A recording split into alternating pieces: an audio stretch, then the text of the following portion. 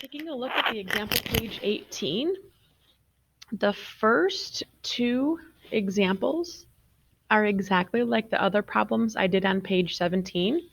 So if I were you, I would go ahead and pause this video and try number 1, parts A and B by yourself, and number 2, parts A, B, and C by yourself before you continue watching. 3 works backwards a little bit, and 4 is word problems, but you should definitely be able to give 1 and 2 a shot. Okay, so for page 18, number 1, part A, the table shows some values of a function. Find the average rate of change for the given intervals. So we're looking for when x is 1 to when x is 4. So again, I'm going to take this and write these as points. So this first point is going to be 1, 8. And this second point is going to be 4, 35. Why do I do that? Only because my brain works easier thinking about it as slope, because average rate of change is just slope over a given interval, and our slope formula is y2 minus y1 over x2 minus x1. So we're going to have 35 minus 8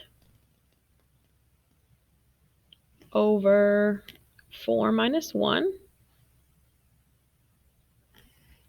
which gives us 27 over 3. And we have to reduce this fraction, and these are both divisible by 3. 27 divided by 3 is 9. 3 divided by 3 is 1. And since average rate of change is a ratio, you're going to want to leave that as a fraction. Okay, part B is asking us from when x is 0, which would be the point 0, 3, to when x is 3, which is the point 3, 30. So y2 minus y1, 30 minus 3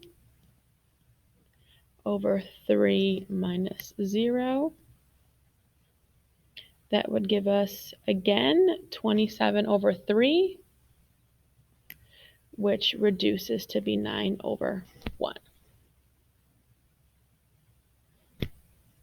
Okay, number 2, in order to get the y values, you just have to look at the graph to get the y value. So when x is negative 1, what's your y value? It will be here at 4. When x is 2, the y value is 1. So we would use the points negative 1, 4, and 2, 1. Again, average rate of change is just slope over a given interval. So 1 minus 4 over 2 minus negative 1. 1 minus 4 is 3. 2 minus negative 1. This becomes plus a positive. So we get 3 over 3. And that reduces to be 1 over 1. Again, I know that's a little weird to leave that as a fraction of 1 over 1, but we're going to try our best. So, again, if you think you're good, pause the video, try the next two parts by yourself.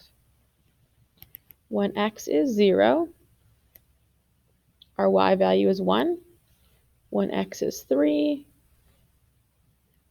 our y value is 4. So y2 minus y1, 4 minus 1 over 3 minus 0. 4 minus 1 is 3. 3 minus 0 is 3. We're again left with 1 over 1. Let's take a look at part C. C is when x is 1. Well, when x is 1, y is 0.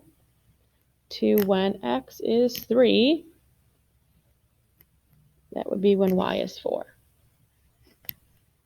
y2 minus y1 would be 4 minus 0.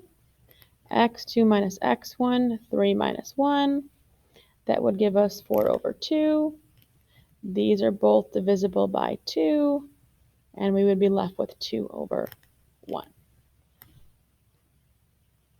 Like I said, number 3 is a little bit different. It tells you that the average rate of change of g of x over this interval, from 1 to 5 is 12. What is the missing value in the table? So what it's looking for us to do is find where this question mark is. So I'm going to put an X over that because that's what you're used to seeing when you're trying to find a value. So it's telling us that we're using the X values from 1 to 5. So we're going to use these points right here. So we're going to use 1, 0, and 5, comma, X. And what we already know is that that slope is 12. So when we plug into the slope formula, m equals y2 minus y1 over x2 minus x1, we know that in the end, that slope is going to be 12. So this is going to be 12 equals y2 minus y1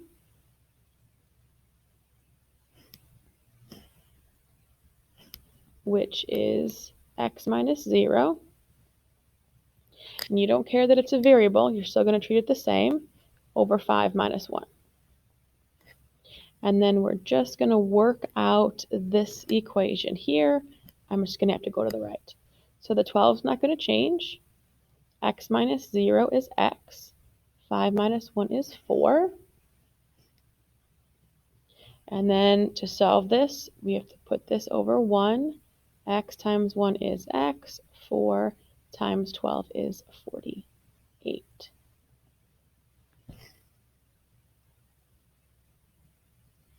So that missing value here would be 48. Okay, now word problems. Word problems are done the same way.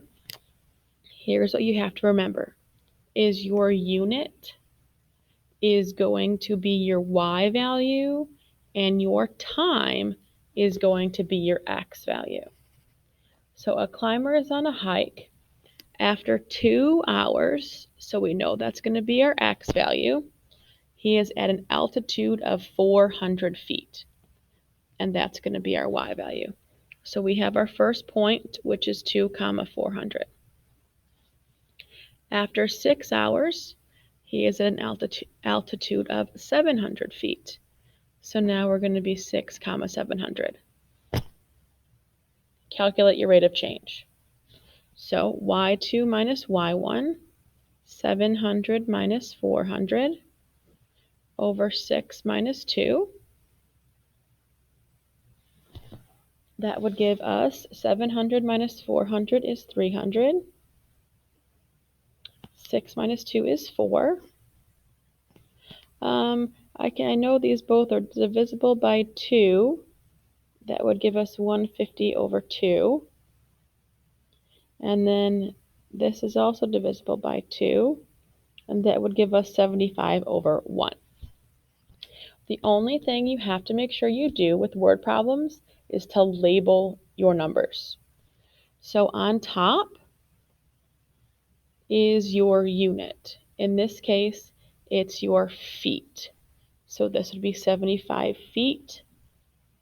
And the x is your time. Our time is in hours. So this person averaged 75 feet for every 1 hour. See if you can try part B by yourself.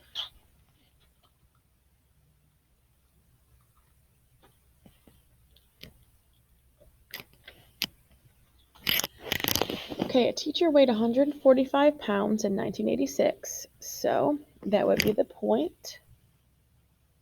Your time is your x, and then this would be your y. So 1986, 145, and then weighed 187 in 2007. So the other point would be 2007, 187. So y2 minus y1 would be 187 minus 145 over 2007 minus 1986. That gives us 1987 minus 45 is 42. 1986 taken away from 2007 is 21. And these are both divisible by 21, which gives us 2 over 1. We can't forget to use the unit.